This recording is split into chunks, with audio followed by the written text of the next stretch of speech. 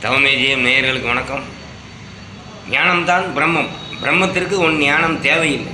ஏனென்றால் பிரம்மமே ஞானமயமாகத்தான் உள்ளது. கடலுக்கு நீ உப்பு போட வேண்டியதில்லை, அது ஏற்கனவே உப்பாகத்தான் உள்ளது. அதுபோல ஞானம் உனக்கு பெரிதாக தோன்றலாம், ஆனால் பிரம்மத்திற்கு அது அவசியமில்லாத ஒன்று. அமைதியாக இருந்து சாதிக்க பழகிக்கொள், அதுதான் இங்கு வேண்டியது. ஞானத்தை அடைய பணிவுதான் மிகவும் வேண்டியதாக நமக்கு தோன்றுகிறது. நல்லவன் உயர்ந்தவனாகவும் தீயவன் தாழ்ந்தவனாகவும் கருதி உயர்ந்தவன் பந்தத்தை ஏற்படுத்தி கொள்ளுங்கள். ஏன் பிரம்மனிஷ்டையில் இருக்க வேண்டும் என்று கூறுகிறோம் என்றால், பிரம்மம் எந்த எண்ணத்தையும் ஏற்காது. அப்படியே உன் எண்ணங்கள் அங்கு சென்றாலும் அங்கே கரைந்து விடும், கற்பூரம் போல. ஞானிகளிடம் ஒரு கல்லை நீங்கள் வீசினால் அது 100 கல்லாக உங்களை நோக்கி வரும். கீழ்த்தரமான செயல்களை பயன்படுத்தி அவரை திட்டினால் அதுபோல 100 மடங்கு சொல்லை நீங்கள் கேட்க வேண்டி வரும்.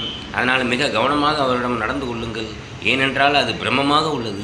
பிரம்மத்தில் நீங்கள் எதை போட்டாலும் அது திருப்பி உங்களையே நோக்கி வரும். இது அவர் செயலும் அல்ல, உங்கள் புத்தி கெட்ட செயலுக்கு கிடைக்கும் பரிசு. கோடி கோடியாய் பணம் வைத்திருக்கிறேன் என்று உங்கள் உயிரை கைவிட்டு விடாதீர்கள். உங்கள் கோடி பணத்தால் அதை வாங்க முடியாது. தத்துவத்தை அறிந்து குருவை மதித்து உயிரை பெற்று பிரம்மத்தில் கலந்து கொள்ளுங்கள்.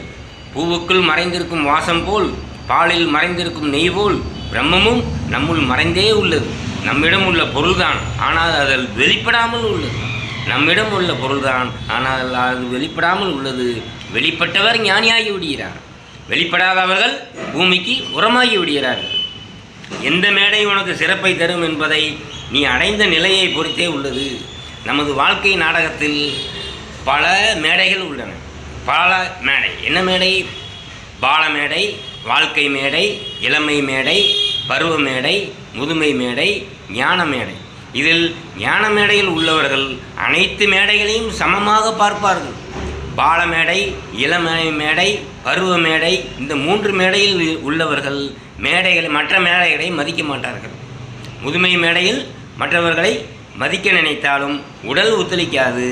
வாழ்க்கை மேடையில் இருப்பவர்கள் அவர்கள் வாழ்க்கைக்கு வேண்டியதை சேர்த்து வைப்பதிலேயே இருப்பார்களே தவிர, இப்போது போருங்கள், ஞான மேடையில் இருப்பவர்களை யார் மதிக்கிறார்கள் என்று யாரும் மதிப்பதில்லை.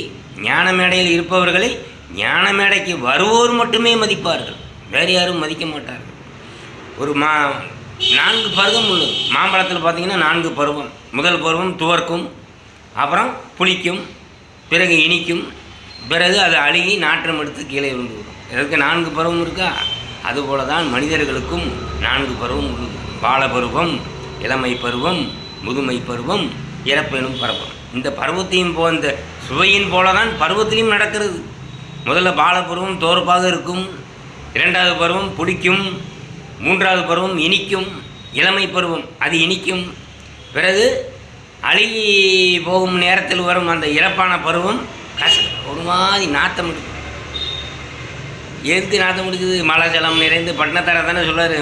மலை ஜலம் நிறைந்து தாரை தாரையாக போகும், அப்போ யாரும் எடுக்க மாட்டாங்க. அப்போ அது அழுகி நாறிக்கொண்டு இருக்கும். அதுதான் கடைசி 4வது பருவம். இந்த பருவம் தான் நமக்குள்ளும் இருக்கிறது. பருவத்தை பார்த்து சிறப்பாக வாழ வேண்டும். அதனால தான் ஔவையார் பருவத்தே பயிர் செய் என்று சொல்கிறார்கள். அவரவர் இடத்தில் அவரவரே ராஜா. எறும்பு புற்றில் ராஜா யார்?